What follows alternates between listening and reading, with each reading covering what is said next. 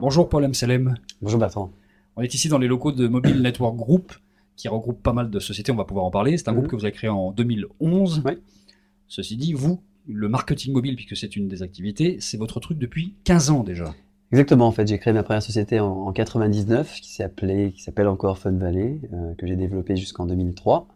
Société que j'ai vendue ensuite à un fonds d'investissement qui a été racheté par Publicis. En 2006, j'ai recréé une autre société qui s'appelait Cellcast Interactif, qui a été rachetée par un groupe canadien. Et puis, j'ai eu la chance ensuite, avant de faire Mobile Network, de travailler aussi chez Nokia, parce que j'ai dirigé Nokia en France. C'était quoi cette idée de se lancer là-dedans, dans une époque où franchement, on avait encore des pavés d'1 kilo dans la main? Alors, on avait des pavés d'1 kilo dans la main, mais on avait un truc qui était encore aujourd'hui révolutionnaire, qui était le SMS. Et on faisait beaucoup de campagnes de marketing mobile, notamment de fidélisation avec du SMS. Et puis, autour de ça, on a inventé des contenus, des services.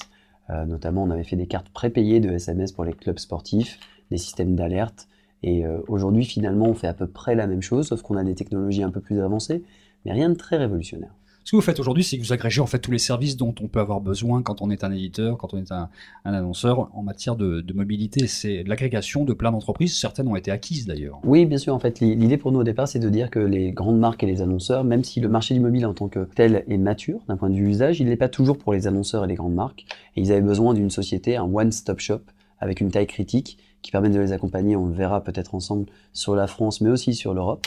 Et c'est ce que j'ai créé en 2011, en rentrant en fait au capital d'une société qui s'appelait Nemo Agency, une petite agence de marketing mobile, qui à l'époque faisait à peu près 400 000 euros de chiffre d'affaires. Et puis on a développé l'offre de Nemo, racheté 2 ou 3 sociétés, et aujourd'hui le groupe est fortement orienté autour de la publicité mobile et de la monétisation des audiences mobiles, car cette monétisation a explosé notamment depuis l'arrivée de Free.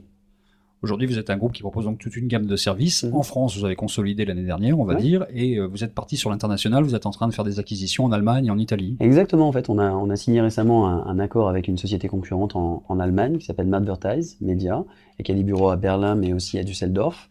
Et Madvertise Media Italie qui a des bureaux à Milan. Et donc aujourd'hui, on a une offre d'un point de vue géographique qui touche à la fois la France, l'Italie, l'Allemagne, mais aussi des opérations sur des pays limitrophes comme l'Autriche, la Suisse et l'Espagne. Donc on est présent aujourd'hui dans 6 pays. Vous agrégez des services mobiles pour créer vous-même des audiences aussi. Alors on fait ça, et en fait on l'a fait au début pour essayer de tester ce marché, notamment pour nous permettre de créer des nouveaux formats publicitaires innovants.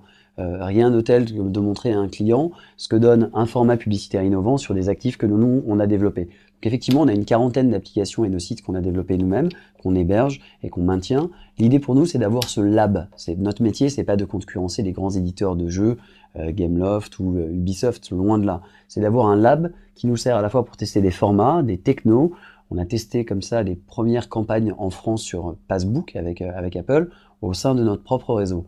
Donc on teste, on innove, on est souvent les premiers à le faire dans notre réseau et on séduit nos clients ensuite. Nos enjeux, c'est de faire venir bien sûr des budgets sur le mobile, mais en ne pensant pas que le mobile, en essayant d'aller chercher la complémentarité des médias, print, mobile, télé, mobile, radio mobile, cinéma mobile, et ça c'est notre travail au quotidien. Bien sûr ensuite, notre travail c'est d'essayer d'aider et d'accompagner les évolutions technologiques. On parle par exemple du Drive to Store, qui est un des sujets qu'on adresse nous chez Bimobi, qui est notre agence de marketing mobile, avec des technologies comme iBeacon, qui sont des technologies qui permettent de faire de l'envoi d'informations géolocalisées in-store. Et là-dessus, on a beaucoup d'enjeux.